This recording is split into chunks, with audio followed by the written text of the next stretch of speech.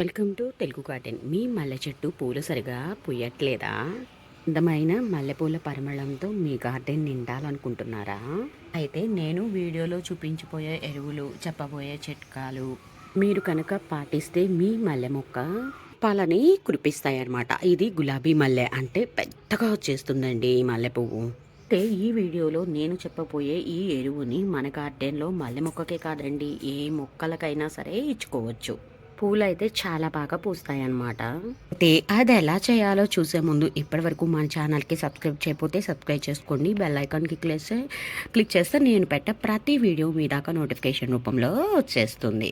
Late చేయకుండా వీడియోని start చేసేద్దాం. ఈ వీడియోలో మనకి మొక్కలకి ఇవ్వడానికి ఏమేమి ఇంగ్రీడియంట్స్ కావాలో అవన్నీ ఇప్పుడే చెప్పేస్తాను మీకు. అయితే ఫస్ట్ నేను బాగా ముగ్గిపోయిన అరటిపళ్ళని అయితే తీసేసుకున్నాను అనమాట. అయితే అరటిపండు తొక్కల్ని కూడా తీసుకోవచ్చు. నా దగ్గర అయితే ఇలా బాగా పండిపోయి ఉన్నాయని చెప్పి నేను అరటిపళ్ళని కూడా తీసేసుకున్నాను. పళ్ళలో పొటాషియం, ఫాస్ఫరస్ అనేవి అధికంగా ఉంటాయి. పూలు బాగా రావడానికి ఇదైతే బాగా ఉపయోగపడుతుంది. అందుకని ఈ అరటిపళ్ళని తీసుకున్నాను అనమాట. మొక్కలకి ఎక్కువ శాతం అరటిపండు తొక్కల్ని వాడుతూ ఉంటాను అనమాట. కెమికల్స్ అనేవి వాడకుండా న్యాచురల్గా ఇందులోనే ఎక్కువగా పొటాషియం అనేది ఉంటుంది. ఈ అరటి పండుతో పాటు కొంచెం బెల్లాన్ని కూడా నేను దీంట్లో యాడ్ చేసేసుకుంటున్నాను. ఇంట్లో కాసినన్ని నీళ్ళు పోసుకుంటే ఇది మొత్తం మనకి మిక్సీ జార్లోంచి వచ్చేస్తుంది అనమాట. నీళ్ళు కొంచెం ఎక్కువైనా పర్వాలేదండి, ఎందుకంటే ఇందులోకి కొన్ని రకాలైనటువంటి పిండిల్ని మనం యాడ్ చేసేస్తాం అనమాట. అందుకని కాసినంటే నీళ్లు నేను పోసుకున్నాను. కొంచెం నీళ్ళు ఎక్కువైనా సరే ఇబ్బంది ఏమీ లేదు. దీన్ని పక్కన పెట్టేసుకుంటున్నాను. ఈ పేస్ట్ చేసిన అరటిపండుని ఒక వాటర్ బౌల్లోకి మార్చేసుకుంటాను అనమాట.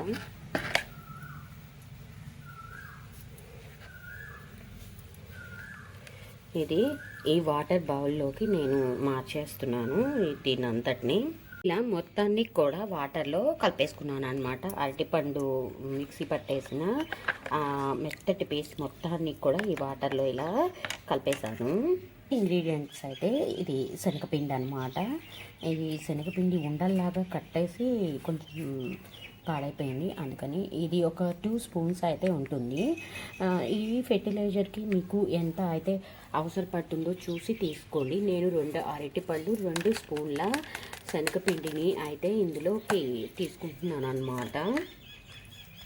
నెక్స్ట్ ఇందులోకి రాగి పిండిని తీసుకుంటున్నాను అనమాట. రాగులు ఉంటాయి కదా, ఆ రాగులు పిండి అయితే జావ కాచుకుంటాం కదా, అదేమైందంటే తెట్టు కట్టేసినట్లుగా అయిపోయింది అనమాట. కొంచెం డబ్బాలో చివరికి వచ్చేసాక దాన్ని నేను యూజ్ చేసేసుకుంటున్నాను. అదైతే ఒక 2 స్పూన్స్ ఉంటుంది. అది కూడా మొత్తం ఇందులో వేసేస్తున్నాను అనమాట. అంటే మన కిచెన్లో వేస్ట్గా మనం యూజ్ చేయకుండా ఉండే వాటిని మాత్రమే నేను వాడుతున్నాను. తక్కువ మొక్కలు ఉన్నాయనుకోండి తక్కువగా తీసుకోండి, మీకు ఎక్కువ మొక్కలు ఉన్నాయనుకోండి ఎక్కువగా తీసుకోండి. మీ మొక్కల్ని బట్టి ఈ ఫెర్టిలైజర్ని ప్రిపేర్ చేసుకోండి. ఎక్కువ తీసేసుకున్నారనుకోండి పురుగులు అవి పట్టేస్తాయి అన్నమాట. ఎందుకంటే మనం ఈ ఫెర్టిలైజర్ని పర్మనెంట్ చేస్తాం కదా. ఇందులోకి ఇంకొక ఇంగ్రీడియంట్ ఏంటంటే ఆవాల చెక్క. ఆవాలని మనం మిక్సీ పట్టుకుంటాం కదా, మీరు నూనె తీసేసిన ఆ చెక్కని కూడా మీరు దీనికైతే యూజ్ చేసుకోవచ్చు. నేను ఆవాలని మిక్సీ పట్టేసి దాన్ని కూడా ఒక 2 స్పూన్స్ అయితే దీంట్లో యాడ్ చేసేస్తున్నాను అనమాట. ఇంకా ఫైనల్గా నువ్వుల చెక్క అనమాట. ఇది మిల్లులో నువ్వుల నూనె తీసేసాక ఉంటుంది కదా, ఆ చెక్క అయితే తీసుకున్నాను అనమాట. అది కూడా ఒక 2 స్పూన్లు దీంట్లో యాడ్ చేసేస్తున్నాను. ఫైనల్గా వీటన్నిటిలోకి పుల్లటి మజ్జిగండి. ఇవి మనం గిన్నెలో అడుగున కొంచెం ఉన్నటువంటి ఆ మజ్జిగని ఇలా నేను ఒక బౌల్లో పోసి ఉంచుకుంటాను అనమాట, స్టోర్ చేసి పెడతాను.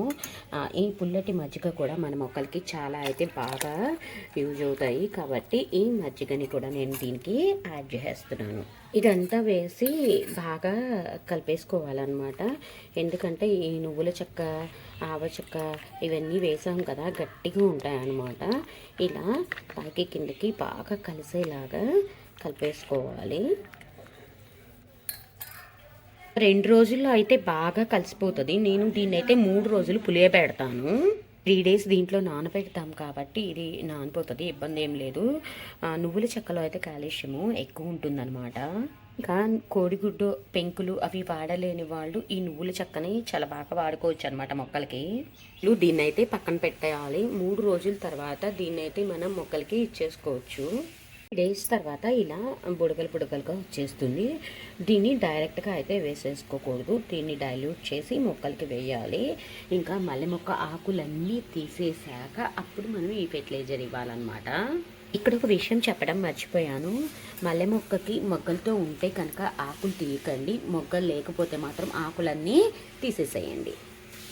ఇప్పుడు ఇలా చిగుర్లు వచ్చేసి మీకు మొగ్గలు అయితే బాగా వచ్చేస్తాయి అన్నమాట. ఎండలు ఎక్కువగా ఉన్నప్పుడు కూడా ఈ మల్లెపూలు అయితే బాగా పూస్తాయి. ఇప్పుడైతే ఎండలు ఎక్కువగా ఉన్నాయి కదా, ఖచ్చితంగా మల్లెపూలు అనేవి పూస్తాయి అన్నమాట. ఇది అన్ని మొక్కలకి వేయొచ్చు. నాకైతే 4-5 మల్లె మొక్కలు ఉన్నాయి. ఆ మల్లె మొక్కలకు కూడా నేను వేసేస్తాను. అయితే బాగా వస్తాయని నేను ఫస్ట్ అయితే మల్లె మొక్కల కోసమే చేశాను, కానీ అన్ని మొక్కలకి ఇది ఇచ్చేయచ్చు అనమాట.